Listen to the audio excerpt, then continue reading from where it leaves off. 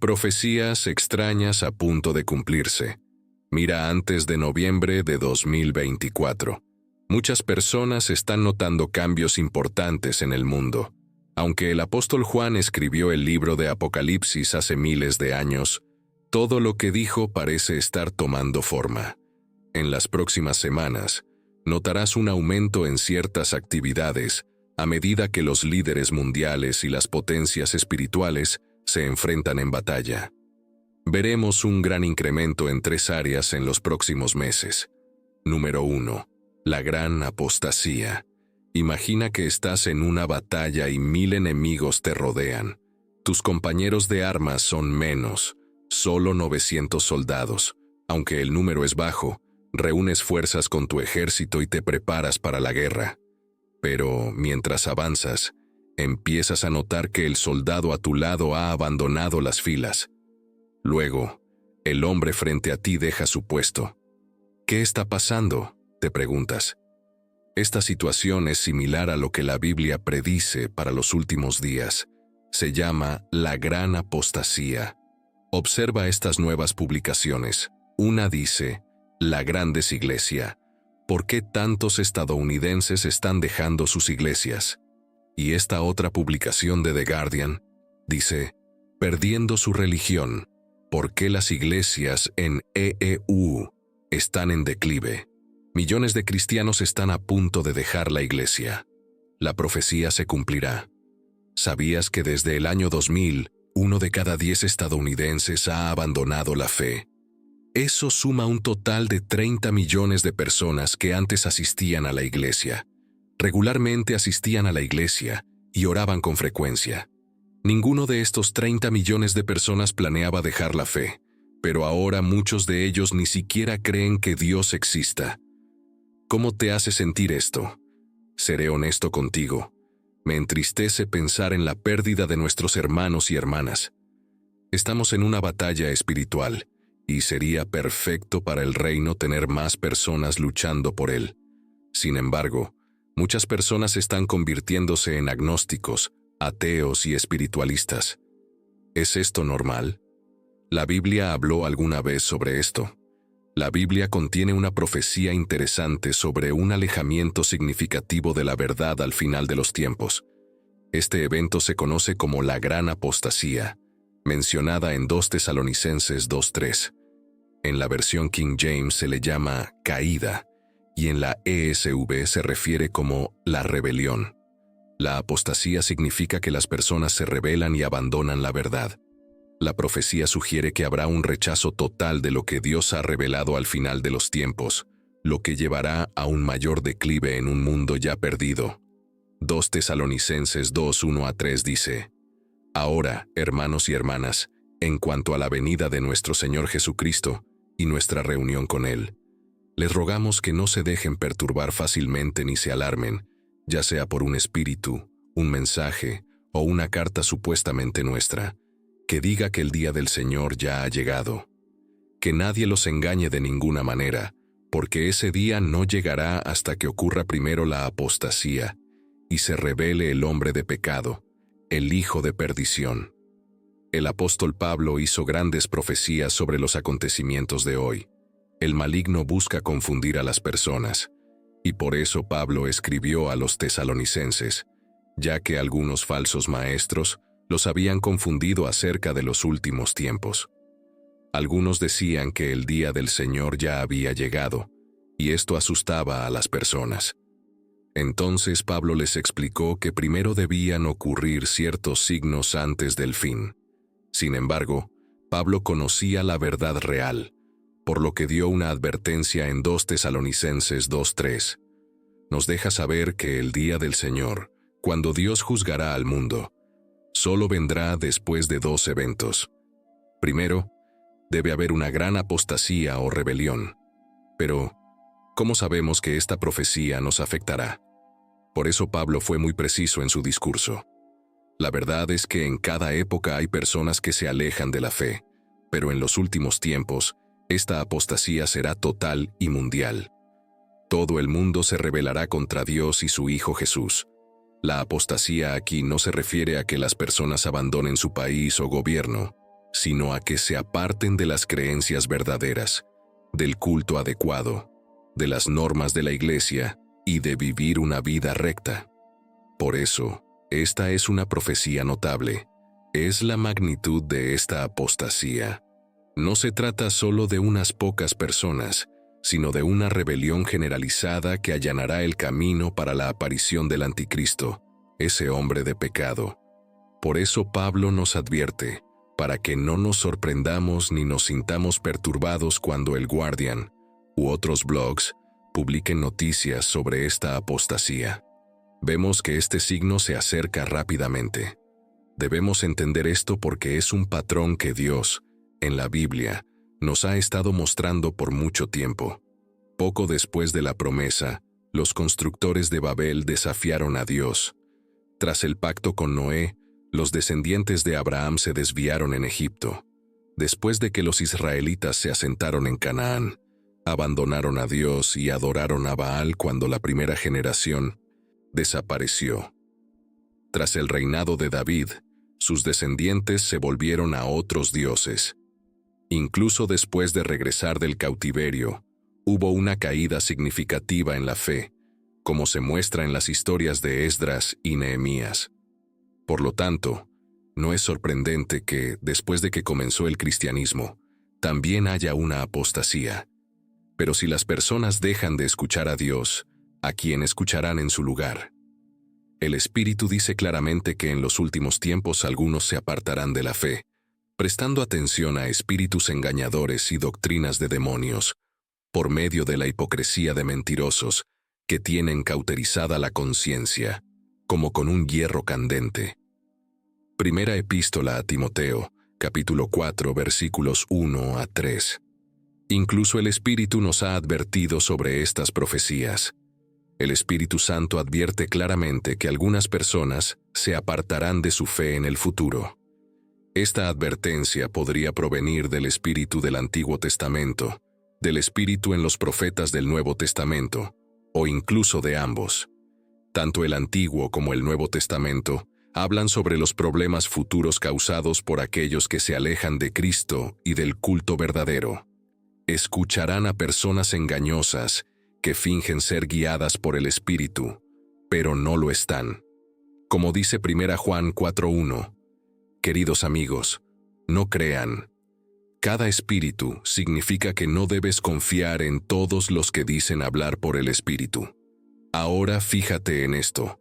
Lo harán mediante la deshonestidad de aquellos que mienten, que trabajan para Satanás y que difunden estas ideas falsas con engaños y mentiras. Pretenden honrar a Cristo, pero en realidad luchan contra su obra y alteran sus mandamientos. Por eso podemos confiar en esta profecía del Espíritu. El Espíritu es Dios, y solo Dios puede saber lo que ocurrirá en el futuro lejano, incluso cuando parezca incierto. A diferencia de los antiguos falsos dioses, cuyas predicciones eran vagas e inciertas, las predicciones del Espíritu son claras. Es tranquilizador saber que no todos se apartarán de la fe, solo algunos lo harán. Antes de que las personas puedan abandonar su fe y llevar a otros por el mismo camino, deben endurecerse y hacer caso omiso de su conciencia. Los tiempos se están acercando rápidamente. 2 Timoteo 4, 3-4 dice, porque vendrá el tiempo en que no soportarán la sana doctrina, sino que, teniendo comezón de oír, se amontonarán maestros conforme a sus propios deseos, y apartarán sus oídos de la verdad y se volverán a las fábulas. Las personas no quieren escuchar lo que Dios tiene que decir. En su lugar, prefieren oír cosas que les hagan sentir bien para satisfacer sus deseos. Escogerán maestros que les digan lo que quieren oír. Esto nos muestra que solo porque un maestro sea popular, no significa que sea el mejor, y se volverán a historias inventadas. Cuando las personas dejan de creer en la palabra de Dios, a menudo comienzan a creer en historias absurdas. Si alguien rechaza la verdad de Dios, no es que no crea en nada, sino que estará dispuesto a creer en cualquier cosa. Este evento traerá consecuencias significativas. El Antiguo Testamento nos muestra lo que sucedió cuando las personas se apartaron de Dios. La historia de Israel nos enseña lo que puede ocurrir a una nación cuando su pueblo deja de seguir a Dios. Muchas naciones antiguas ya no existen porque enfrentaron el juicio de Dios por sus pecados. Edom, Asiria y Sodoma fueron destruidas por sus malas acciones. Los hititas, moabitas y filisteos también desaparecieron porque no dejaban de rebelarse contra Dios. Dios bendijo a Israel cuando lo honraban. Los llevó a una tierra que fluía leche y miel, y cuando le obedecían, les prometió darles todo lo que necesitaban y mantenerlos a salvo. Él deseaba que vivieran en paz y felicidad. Pero cuando Israel siguió a reyes malvados y se volvió a dioses falsos, Dios envió hambrunas y enfermedades a la tierra que amaba. Incluso si toda una nación se aparta de Dios, las personas dentro de esa nación aún pueden seguirlo. Sin embargo, hay una profecía aún peor que pronto se cumplirá. Número 2. El surgimiento de una religión mundial única. Está emergiendo una nueva religión, y es peligrosa. La Biblia habla de una profecía en el libro de Apocalipsis que describe una religión que se levantará con poder en los últimos días. ¿Cómo llegará esta religión al poder y quién la promoverá? Esta religión es conocida como la religión de Babilonia y es mencionada en el libro de Apocalipsis. Desde el principio no hay duda alguna sobre el destino de Babilonia y su inevitable fracaso. Un ángel invita a Juan a presenciar el juicio de esta mujer malvada. Apocalipsis 17, 1-2 dice: Entonces vino uno de los 7 ángeles que tenían las 7 copas, y habló conmigo diciendo: Ven, te mostraré el juicio de la gran ramera, que está sentada sobre muchas aguas, con la cual los reyes de la tierra cometieron actos de inmoralidad sexual, y los habitantes de la tierra se embriagaron con el vino de su inmoralidad sexual.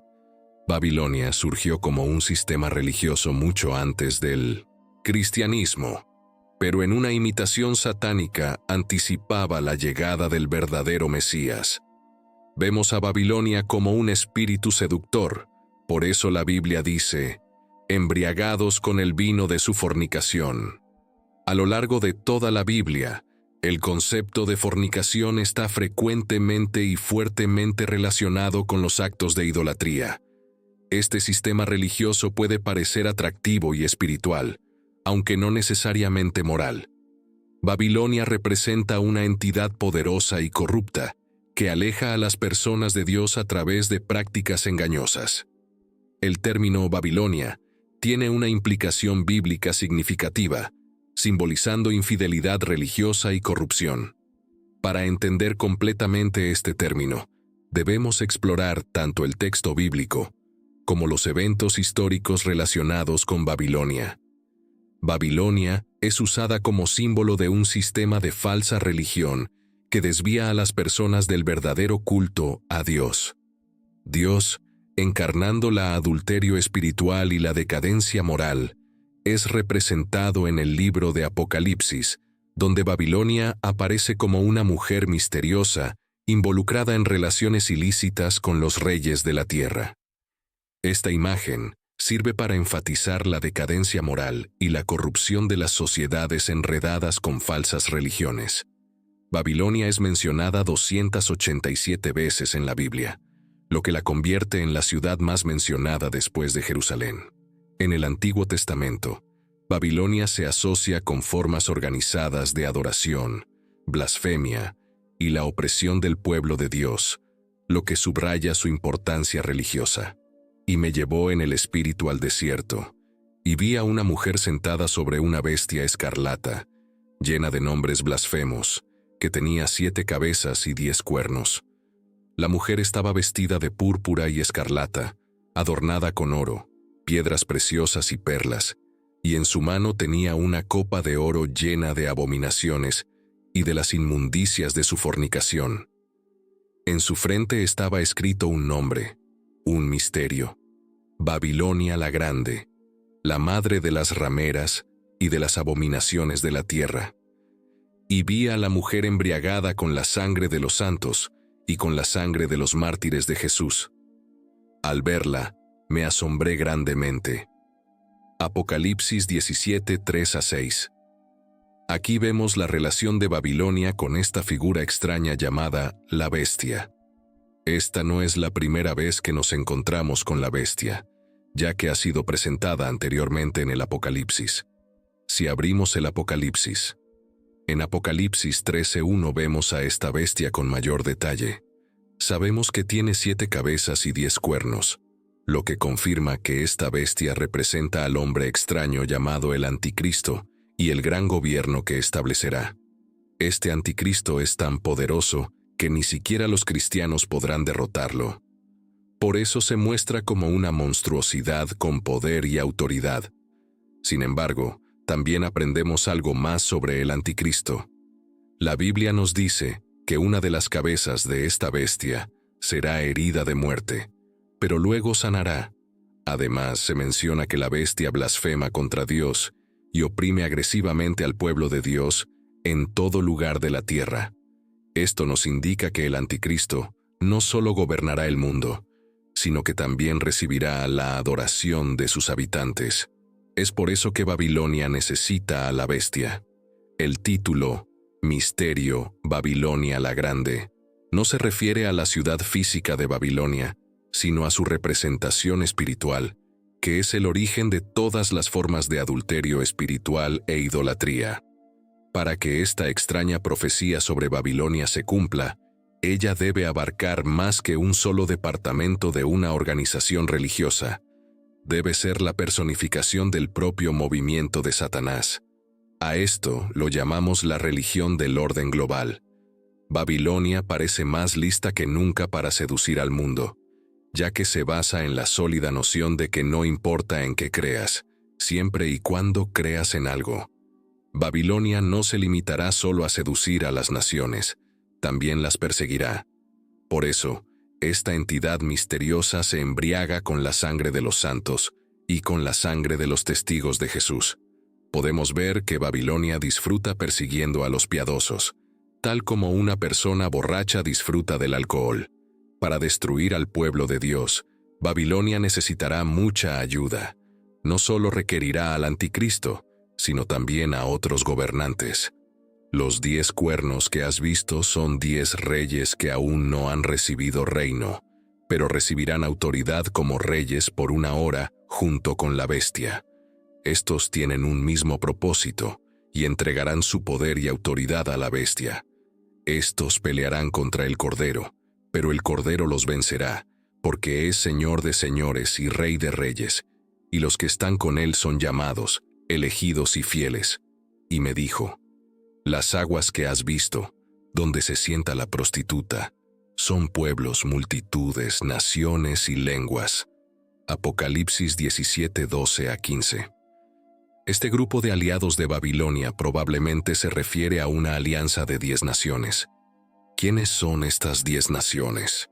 No lo sabemos, pero independientemente de su identidad específica, sus acciones son claras para cualquier cristiano serio que entienda la profecía. Esta figura misteriosa gobierna sobre todos los pueblos, multitudes, naciones y lenguas del mundo, lo que muestra que el impacto de esta mujer extraña se sentirá en todo el mundo debido a su influencia. La bestia. Sin duda, esto será una religión de un solo mundo. Las relaciones de Babilonia la identifican. Su importancia gira en torno a su vínculo con la bestia y el gobierno que él dirige. Sin embargo, los aliados del Anticristo se volverán contra esta extraña mujer. En Apocalipsis 17:16 se dice: y los 10 cuernos que has visto, y la bestia, estos odiarán a la prostituta, y la dejarán desolada y desnuda. La despojarán de su poder e influencia, y comerán su carne y la consumirán por completo con fuego. Leemos que estos odiarán a la ramera, la dejarán desolada y desnuda, comerán su carne y la quemarán con fuego. Al final, el Anticristo no tolerará ninguna forma de adoración que no sea la de él mismo.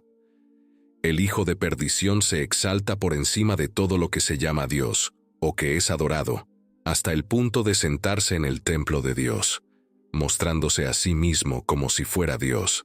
Apocalipsis 17:17. Porque Dios ha puesto en sus corazones cumplir su propósito, ser de un mismo ánimo y entregar su reino a la bestia hasta que se cumplan las palabras de Dios. Leemos que Dios ha puesto en sus corazones el juicio que fue enviado contra Babilonia religiosa, ordenado por Dios. A veces, Dios utiliza un grupo malvado, en este caso los 10 reyes, como instrumento de su juicio contra otro grupo malvado, en este caso, Babilonia religiosa. Esto sucede con frecuencia en la Biblia, pero Babilonia, en el sentido del orden global, siempre ha sido esa gran metrópoli que gobierna sobre la humanidad, mundo en el que vivimos. Esta ha sido la situación desde el inicio de los tiempos. Para los cristianos, la pregunta que debe hacerse es: ¿reina sobre mí o soy residente de una ciudad más increíble? Pero Babilonia está condenada. Ella y los que la apoyan caerán. Sus días están contados.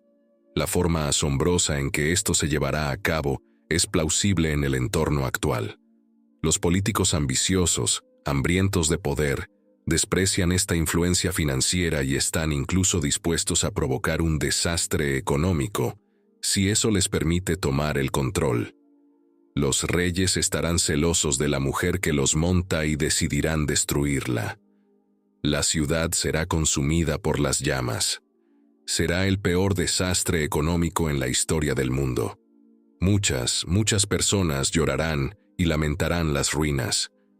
Este desastre habrá sido causado por Dios, no por ninguna acción física. Él habrá infundido en sus corazones el deseo de cumplir su misión, y les habrá persuadido para que se unan a la bestia en la lucha contra la ciudad. El anticristo tendrá autoridad política y el falso profeta control religioso. Los reyes ahora les ofrecerán control económico a cambio de poderes delegados para sí mismos, pero la posesión de tales privilegios será extremadamente corta, solo 1 hora. La caída de Babilonia es tan segura que se presenta en el Apocalipsis como si ya hubiera ocurrido. Esto es algo de lo que los cristianos pueden estar seguros. Sin embargo, hay razones prácticas para informarles sobre la conexión entre el pueblo de Dios y este sistema. Final Babilonia. Hay 3 reglas a seguir. Primero, habrá muchos mártires en la ciudad que está embriagada con la sangre de los santos, la sangre de aquellos que dieron testimonio de Jesús. Esta última frase nuevamente indica la presencia de cristianos y aparece a lo largo del Apocalipsis. En una ciudad dedicada a la inmoralidad, no hay lugar para los piadosos. La conciencia es algo que la comunidad no desea. Segundo, se instruye a los cristianos a salir de ella, pueblo mío, para que no compartan en sus pecados y no reciban ninguna de sus plagas, porque sus pecados se han acumulado hasta el cielo, y Dios ha recordado sus crímenes. Apocalipsis 18, 4 y 5. Y oí otra voz del cielo que decía: Salid de ella, pueblo mío, para que no compartáis en sus pecados ni recibáis sus plagas, porque sus pecados han llegado hasta el cielo, y Dios ha recordado sus iniquidades.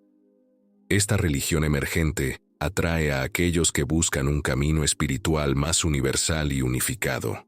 Enfatiza las similitudes entre diferentes creencias y promueve la idea de una religión global que pueda unir a las personas. Sin embargo, este enfoque también genera preocupaciones sobre la ilusión de los valores religiosos tradicionales y el potencial de confusión espiritual. La Biblia advierte sobre los peligros de la infidelidad espiritual y la corrupción.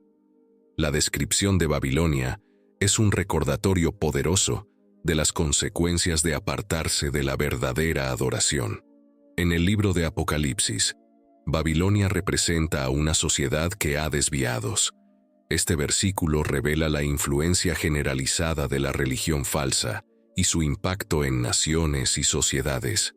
Esta Babilonia representa cómo la idolatría y la inmoralidad pueden penetrar en todos los aspectos de la vida. llevando a la decadencia espiritual y moral. Como creyentes, estamos llamados a la discernimiento y la devoción, manteniéndonos fieles a las enseñanzas de la Biblia y resistiendo la atracción de las religiones falsas. Al hacerlo, podemos mantener la pureza de nuestra fe y evitar la decadencia moral y espiritual que representa Babilonia. Número 3. Las personas comenzarán a cambiar. Las personas están comenzando a cambiar, pero sepan esto. En los últimos días vendrán tiempos peligrosos. 2 Timoteo 3:1. La palabra peligrosos transmite la idea de problemas, dificultades y situaciones estresantes. Este tipo de ambiente caracterizará los días finales. El término peligrosos se usaba en griego clásico para referirse a bestias salvajes y al mar tempestuoso. Pablo describe las características de los últimos días, no como los tiempos en sí, sino como las terribles personas en esos tiempos. Desde la perspectiva de Pablo, la dureza o el peligro de este tiempo no son la guerra, el hambre, las enfermedades o cualquier otra calamidad que afecte al cuerpo, sino más bien las maneras malvadas y depravadas de los hombres. Los últimos días es un término amplio en el Nuevo Testamento, tan vasto que se podría argumentar que comenzaron con el nacimiento de la Iglesia en Pentecostés. Algunos creen que prestar atención a los últimos días o a las profecías bíblicas es frívolo, pero debemos capaces de discernir cuándo son los últimos días, o al menos cuándo las situaciones mundiales se asemejan a lo que la Biblia describió que serían en los últimos días. En Mateo 16:1-4, Jesús reprendió a los líderes religiosos de su época por no comprender o negarse a entender el significado de su tiempo. Hipócritas, saben discernir el aspecto del cielo, pero no pueden discernir los signos de los tiempos. Mateo 16:3. Es posible que Jesús dijera lo mismo a algunos cristianos hoy en día sobre no reconocer los últimos días y su regreso. Pablo explica cómo será la gente en los últimos días, porque habrá hombres amadores de sí mismos, ávaros, vanagloriosos, altivos, blasfemos, desobedientes a los padres, ingratos, impíos, sin afecto natural, implacables, calumniadores, sin dominio propio, crueles, aborrecedores de lo bueno, traidores, headstrong, amantes de los placeres más que de Dios, teniendo apariencia de piedad, pero negando su poder. De estos apártate. 2 Timoteo 3:2-5. Los hombres serán amantes de sí mismos. Esto es típico de hoy, cuando las personas están motivadas por el amor propio. El amor a uno mismo es el pecado primordial del que fluyen todos los demás. Cuando un hombre coloca su propia voluntad en el centro de su vida, se destruyen las relaciones divinas y humanas, y tanto la obediencia a Dios como la caridad hacia los demás se vuelven imposibles. Los hombres serán amantes del dinero. El amor al dinero no es nada nuevo, pero hoy las personas pueden perseguirlo como nunca antes, inagradecidos, impíos, sin amor y sin perdón. Estas características han marcado a la humanidad en diversos grados desde Adán. Según Pablo, estas actitudes serán especialmente comunes en los últimos días. Los hombres serán brutales. La crueldad y la dureza siempre han existido, pero Pablo, guiado por el Espíritu Santo, afirmó que los últimos días tendrían un tipo especial de dureza. Los hombres serán traidores, obstinados y amantes de los placeres más que de Dios. Estas características se centran en una sola cosa: nosotros mismos. Los hombres son traidores por sí mismos, son obstinados por sí mismos, son orgullosos por sí mismos y aman el placer más que a Dios debido a sí mismos. No estamos obligados a elegir entre el placer y Dios. Servir a Dios es la mayor alegría. El mandato de alejarnos de las personas que exhiben las características enumeradas es complicado en nuestra época actual, ya que quienes actúan de esta manera no solo son comunes hoy en día, sino que a menudo son considerados héroes culturales. Los cristianos tienen una responsabilidad simple: apartarse de estas actitudes y de quienes las practican, porque de este tipo son aquellos que se infiltran en los hogares y atrapan a mujeres ingenuas, cargadas de pecados y llevadas por diversas concupiscencias, siempre aprendiendo y nunca capaces de llegar al conocimiento de la verdad. Timoteo 3:6. Pablo estaba consciente de que tales peligros existían en el mundo durante su vida y que se volverían aún más comunes en los últimos días antes del regreso de Jesucristo. Por otro lado, parecía preocupado por que estos males pudieran infiltrarse en los hogares. Es una cosa que tal maldad exista en el mundo, pero es otra muy distinta darle la bienvenida en tu propia casa. Uno debería examinarse a sí mismo para determinar si, de hecho, es uno de los cautivos a los que se refiere Pablo, quienes están atrapados por la influencia del rechazo de Dios en estos últimos tiempos y la celebración del yo. Intenta pasar una semana sin introducir nada asociado con el espíritu de los últimos días en tu hogar, y observa si puedes liberarte de las cadenas que te atan a esas cosas. Pablo también menciona que son llevados por diversas concupiscencias. El espíritu de los últimos días nos atrae al despertar diversos deseos dentro de nosotros. Apela a nuestro deseo de ser estimulados o de satisfacer nuestras ansias de comodidad, riqueza o estatus. De hecho, el espíritu de los últimos días tiene un problema con la idea de la verdad verdadera en su totalidad. Timoteo absorbió la fe, la paciencia y el amor de Pablo. Podía ver en Pablo que poseía una fe que no todos tenían, y Timoteo deseaba apoderarse de ella. Pablo era paciente con las pequeñas frustraciones de las personas y de la vida de una manera única, y tenía un amor que lo hacía destacar. 2 Timoteo 3:13-15.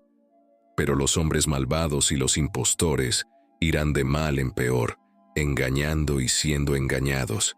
Sin embargo, tú continúa en las cosas que has aprendido y en las que has sido convencido, sabiendo de quién las has aprendido. Desde la infancia, has conocido las escrituras sagradas que pueden darte la sabiduría que lleva a la salvación a través de la fe en Jesucristo. Sin embargo, los hombres malvados y los impostores irán de mal en peor. Los hombres malvados son enemigos abiertos de Jesús, mientras que los impostores son aquellos que parecen prometedores y se cree que son buenos, pero son fuerzas destructivas entre los seguidores de Jesús. Muchos de estos impostores son esenciales, pero a veces podemos sobreestimar su importancia. Muchas personas han sido perjudicadas por quienes, engañados de manera sincera, intentaron hacer cosas malas con buenas intenciones, y debido a que otros ven sus buenas intenciones, aceptan sus engaños peligrosos. No podemos juzgar siempre a los demás únicamente por sus motivos. También debemos considerar la verdad. Pero hay esperanza para nosotros. Pablo dice que debes continuar en las cosas que has aprendido.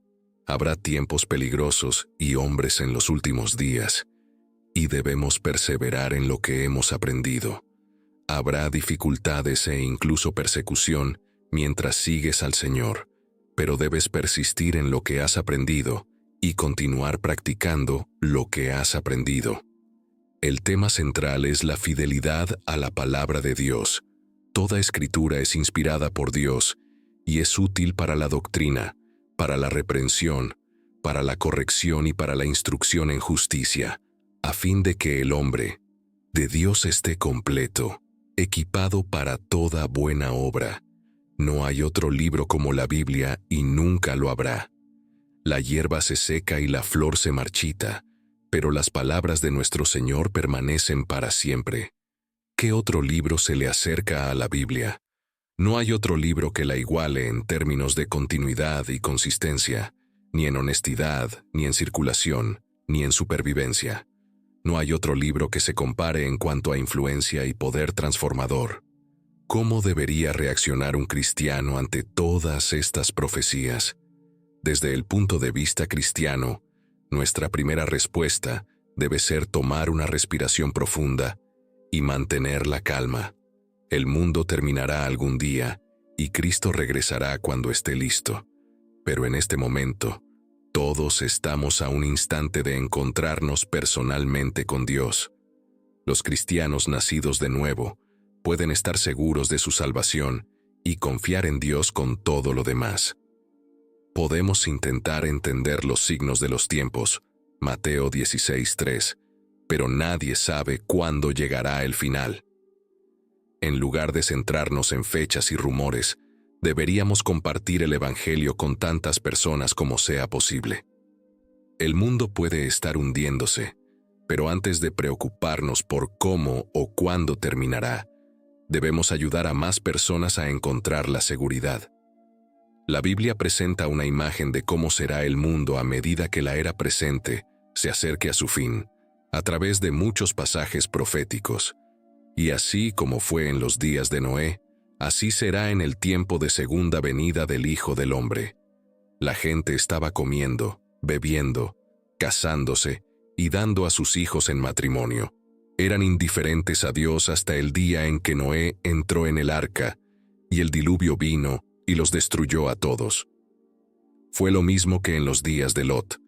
La gente comía, bebía, compraba, vendía, plantaba y construía, llevando a cabo sus negocios como de costumbre, sin tener en cuenta sus pecados.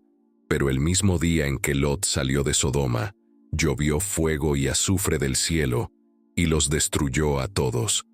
Así será el día en que se revele el Hijo del Hombre. En ese día, quien esté en la azotea con sus pertenencias en la casa, no debe bajar ni entrar para sacarlas.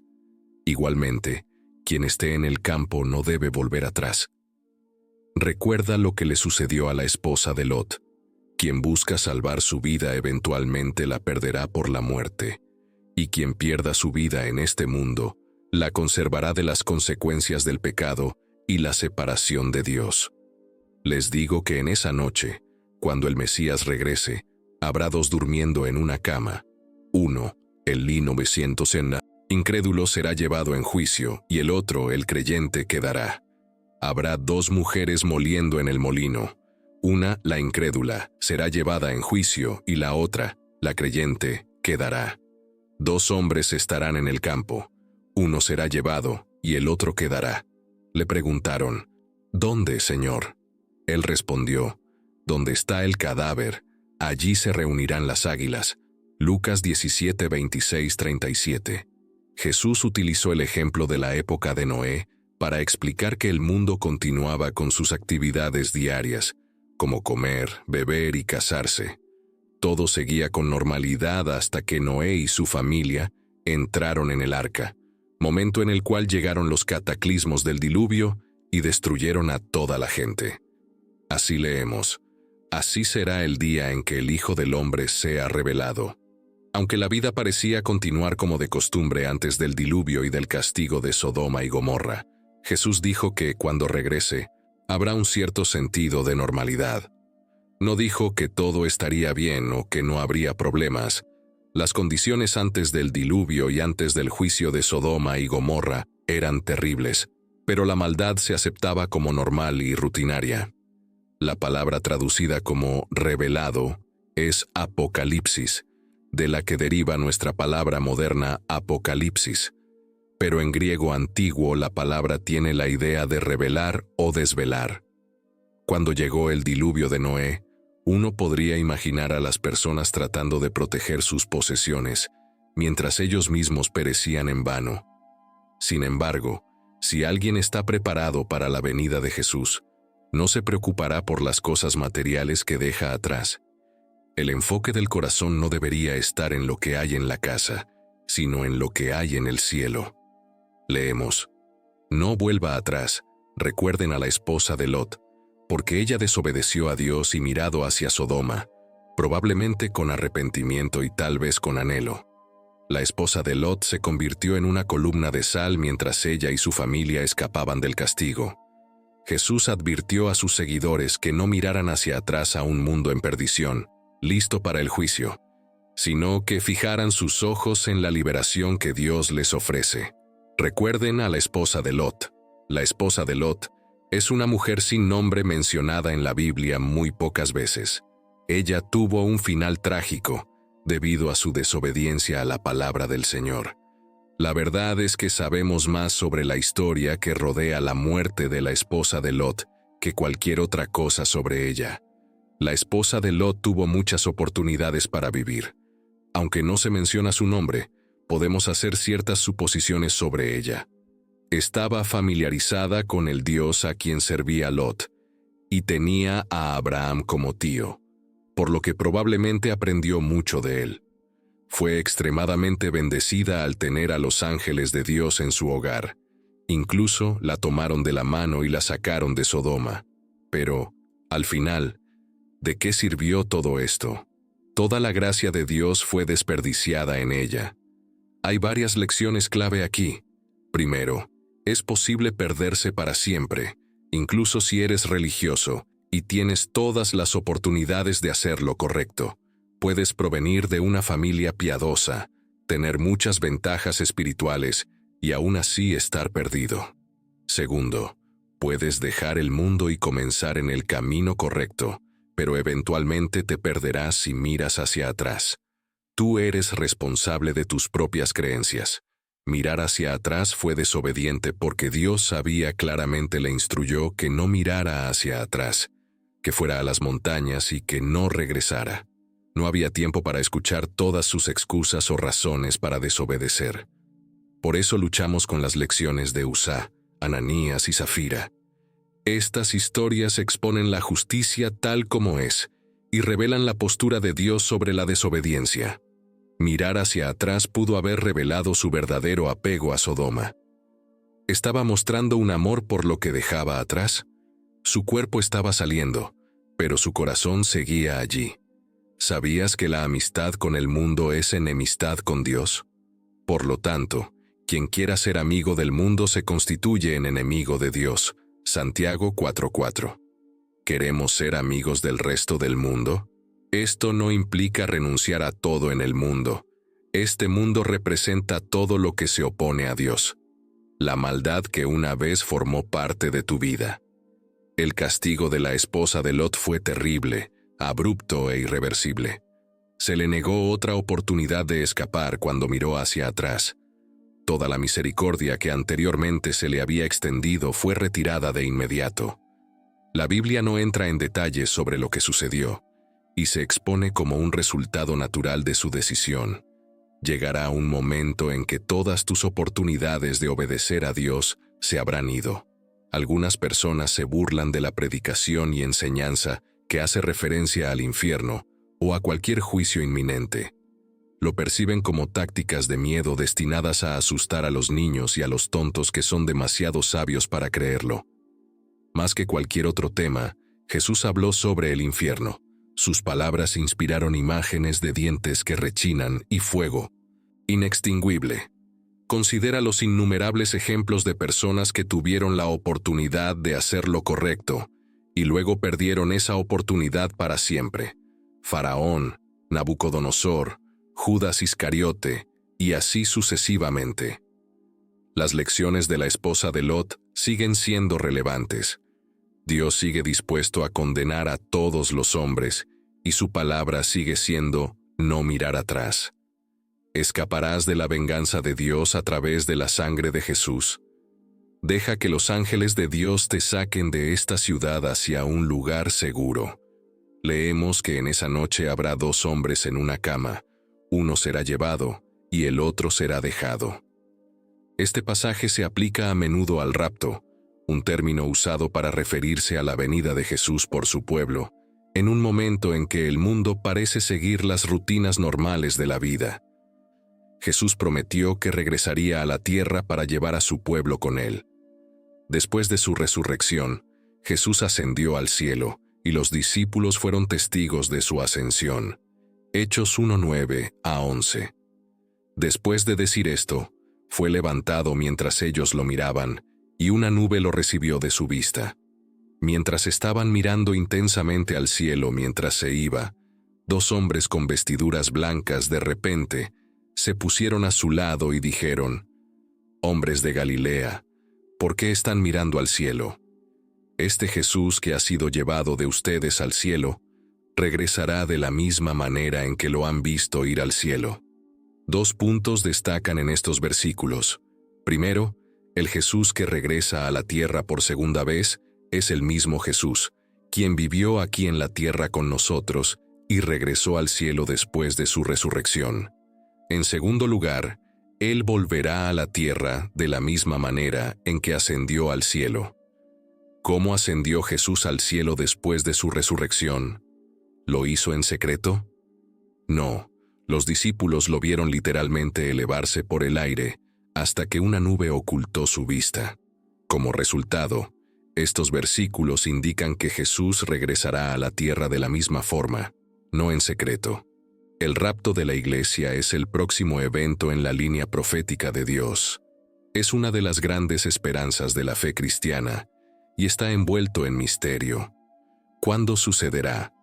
¿Cómo será la experiencia? ¿Qué enseña la Biblia sobre el rapto? Cuando el Señor regrese descendiendo del cielo, su aparición, así como la elevación de su pueblo para encontrarse con Él en el aire, será visible para todo el mundo, un evento conocido como el rapto. La palabra rapto se deriva de la traducción latina de Primera a los Tesalonicenses 4:17, que traduce el griego arpazo, que significa atrapar o llevarse. En latín, se traduce como rapio. La palabra griega arpazo aparece 14 veces en el Nuevo Testamento, con 4 significados diferentes, cada uno de los cuales nos ayuda a entender de qué está hablando Pablo en el versículo 17. Después de eso, nosotros, los que aún estemos vivos y quedemos, seremos arrebatados junto con ellos en las nubes para encontrarnos con el Señor en el aire, y así estaremos con el Señor para siempre. Jesús se dirigió a sus discípulos, quienes eran claramente creyentes, en Juan 14, 1-3. Él prometió preparar un lugar para ellos en la casa de su Padre. Ellos, al igual que los cristianos de hoy, eran miembros de la familia de la fe. Podemos traducir fácilmente Primera a los Tesalonicenses 4:17, que dice que seremos arrebatados para encontrarnos con el Señor en el aire, como seremos raptados para encontrarnos con el Señor en el aire. Esta sería una traducción completamente aceptable en este caso. ¿Y qué hay de esta palabra rapto? Es un término fascinante y atractivo. La palabra griega es arpazo. Varios pasajes del Nuevo Testamento utilizan esta palabra para darnos una imagen clara de cómo será el rapto. En primer lugar, se usa 3 veces en Juan 10 para describir a un lobo arrebatando una oveja del redil. Es violento y repentino. Así que aquí hay una lista de las características que implica el rapto. Sucederá sin previo aviso. Será repentino y contundente, y no habrá tiempo para prepararse. Por lo tanto, aquí tenemos una separación súbita, dramática y eterna, de personas que están muy unidas, como 2 mujeres que trabajan en el molino, 2 hombres que laboran en el campo, e incluso 2 personas que comparten la misma cama. Cuando ocurra el rapto, uno será arrebatado y el otro será dejado. ¿Cuál de estos seremos, el que será arrebatado o el que será abandonado? Las palabras de Jesús, uno será tomado y el otro será dejado, parecen describir este fenómeno de ser levantados en las nubes para encontrarse con el Señor en el aire, porque esto sucederá durante el curso normal de la vida, mientras uno duerme en la cama y el otro muele grano. Mientras otro trabaja en el campo, la énfasis está en la preparación. Jesús vendrá de manera repentina y en un momento inesperado. Algunas personas se preguntan si es el momento adecuado para que Jesús aparezca, tanto para salvar a su pueblo como para castigar al mundo por rechazarlo. Podemos afirmar esto con bastante certeza. La Biblia habla sobre cómo será el mundo políticamente, económicamente, espiritualmente, socialmente y militarmente antes de que Cristo regrese. Es justo decir que las condiciones actuales existen hoy y que el escenario está preparado. 2 de estos pasajes proféticos describen sociedades históricas reales y Jesús nos dice que debemos estar atentos a ellas. Él dice que en el día de su venida, el mundo será tal como fue en los días de Noé y en los días de Lot. ¿Cuáles eran las características distintivas de estas sociedades y cómo se compara nuestro mundo? En los días de Lot, Jesús compara los tiempos finales no solo con los días de Noé, sino también con los días de Lot. Ezequiel 16, dirigido a la ciudad de Jerusalén, compara a Jerusalén con Sodoma, y esto es lo que el Señor dice sobre Sodoma. Las abominaciones cometidas por Jerusalén eran peores que las de sus predecesores paganos, los hititas, amorreos, Samaria o Sodoma. La perversión sexual fue solo uno de los pecados de Sodoma. La iniquidad de Sodoma también incluía la abundancia de alimentos y la excesiva ociosidad. ¿Qué tan bien describe eso nuestra cultura moderna? Afortunadamente, hay excepciones maravillosas a esto. Sin embargo, existen excepciones. Noé, el relato paralelo en Lucas 17:26, nos da esta formulación. Así como fue en los días de Noé, también será en los días del Hijo del Hombre. Para comprender los días previos al regreso de Jesús, necesitamos averiguar cómo eran los días de Noé. Para obtener una descripción de esos días, examinaremos el libro de Génesis en busca de los elementos esenciales. Y aconteció que cuando los hombres comenzaron a multiplicarse sobre la faz de la tierra y les nacieron hijas, los hijos de Dios vieron que las hijas de los hombres eran hermosas, y tomaron para sí mujeres de todas las que escogieron. Y el Señor dijo: No contenderá mi espíritu con el hombre para siempre, porque ciertamente él es carne, mas serán sus días 120 años. Había gigantes en la tierra en aquellos días, y también después, cuando los hijos de Dios vinieron a las hijas de los hombres, y ellas les dieron a luz. Estos fueron los valientes, los hombres de renombre. Génesis 6, 1-4. Creo que la expresión «hijos de Dios», utilizada aquí y en otros lugares, se refiere a ángeles. La imagen es la de seres angélicos de un plano sobrenatural, un plano superior al nivel de la tierra, que descendieron y tuvieron relaciones carnales con las hijas de los hombres. Daughters of men, o mujeres humanas. También observamos que cuando esto comenzó a suceder, Dios estableció un límite de tiempo claro para la humanidad: 120 años. Esta es la primera imagen de las condiciones específicas de la época de Noé. Podríamos resumirlo con una frase como esta: en el tiempo de Noé, había una intensa presión y penetración de la raza humana desde el ámbito oculto y el reino espiritual invisible. El siguiente versículo en Génesis 6 nos proporciona una descripción adicional del mundo en los días de Noé. Y vio el Señor que la maldad de los hombres era mucha en la tierra, y que todo designio de los pensamientos de su corazón era de continuo solamente mal. Génesis 6:5. Quizás podríamos resumirlo con la frase corrupción universal del pensamiento. Todo había sido envenenado. Imágenes, discursos y conceptos estaban impregnados de algo impuro y sucio. La siguiente característica distintiva de la época de Noé fue que el mundo estaba lleno de violencia. La palabra corrupto probablemente resume la condición tan bien como cualquier otra palabra. Había corrupción total en todas las relaciones asociadas con la carne. Por el lado positivo, debemos considerar que hemos presentado los elementos malignos que eran evidentes en los días de Noé y Lot. Como hemos visto, diversas formas de mal eran rampantes. Sin embargo, sería erróneo cerrar esta imagen de los días de Noé y Lot sin mostrar también el lado positivo, ya que existía un aspecto positivo en dos aspectos principales. La Biblia que no había llovido sobre la tierra antes de ese momento. A pesar de esto, Noé fue un hombre que, en medio de la corrupción y la violencia de su tiempo, mantuvo una relación íntima y personal con Dios. Génesis 6:9 dice que Noé era un hombre justo y perfecto en sus generaciones, y que caminó con Dios. En medio de esa sociedad decadente, Noé se destacó como un modelo a seguir para los creyentes de hoy. Él y su familia fueron los únicos sobrevivientes de esa tragedia, lo que indica que solo aquellos que vivan como Noé y su familia encontrarán la salvación en la actualidad. En Hebreos 11, encontramos un versículo que menciona a Noé. Por la fe, Noé, siendo avisado por Dios sobre cosas que aún no se veían, tuvo temor y preparó un arca para salvar a su casa. Por esta fe condenó al mundo y fue hecho heredero de la justicia que viene por la fe. Hebreos 11:7. Aquí hay un aspecto importante que quiero señalar. Noé no fue dejado en la ignorancia sobre lo que estaba por venir.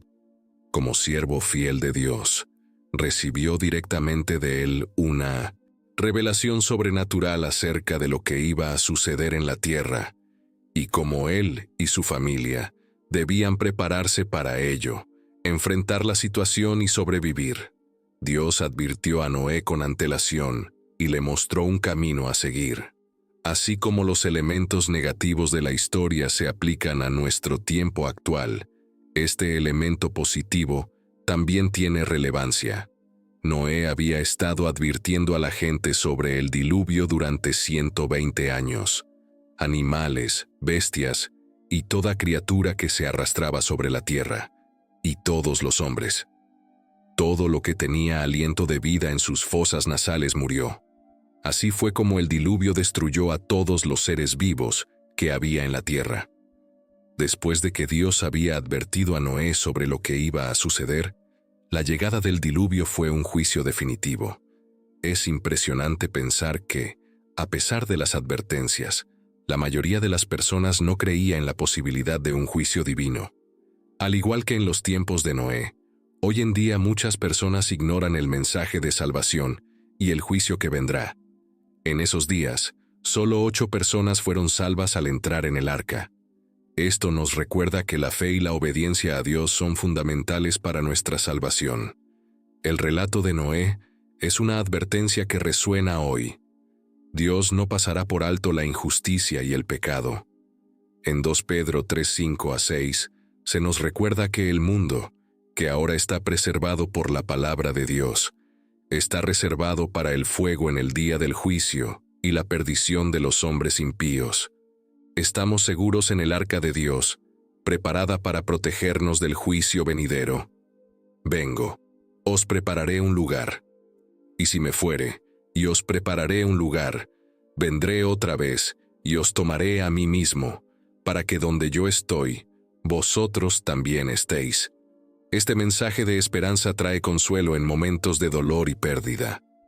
La promesa de Jesús de regresar no solo nos asegura que volveremos a ver a nuestros seres queridos, sino que también nos fortalece en nuestra fe. La realidad de la resurrección nos recuerda que la muerte no es el final, sino una transición hacia una nueva vida en Cristo.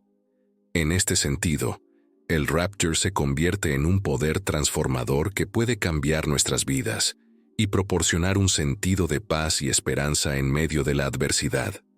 Así como Noé y su familia fueron preservados en el arca durante el juicio, nosotros también podemos encontrar refugio en la promesa de la salvación que se nos ofrece a través de Jesucristo.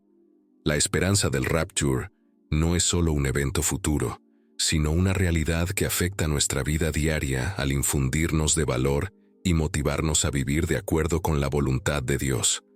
Repararé un lugar para ustedes, volveré y los recibiré a mí mismo, para que donde yo estoy, ustedes también estén. No es sorprendente que Pablo aconsejara a los tesalonicenses encontrar consuelo en la verdad sobre el rapto. Primera a los Tesalonicenses 4:18. Mientras esperamos el rapto, este puede tener 3 efectos en nuestras vidas en este momento. Primero, podemos vivir con expectativa. Segundo, podemos vivir con dedicación. El tiempo sigue avanzando, y no siempre tendremos la oportunidad de ganar almas para Cristo o dedicar nuestras vidas a su servicio. En tercer lugar, podemos vivir con preparación. Si Jesucristo regresara hoy, ¿lo recibirías con alegría o con miedo? ¿Cuál es el cambio que te comprometerás a hacer a la luz del inminente regreso del Señor?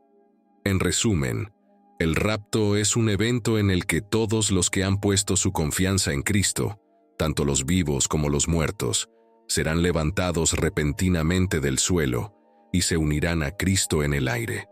Sin embargo, muchas personas han solicitado una película para comprender mejor el libro de Apocalipsis y, después de meses de trabajo, finalmente podemos decir que la hemos lanzado. Y así concluimos nuestro video de hoy.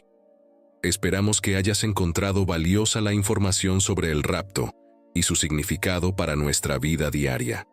Nos encantaría saber qué aprendiste de este contenido, así que déjanos tu comentario abajo.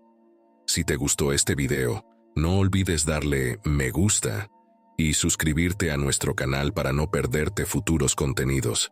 Gracias por acompañarnos y hasta la próxima.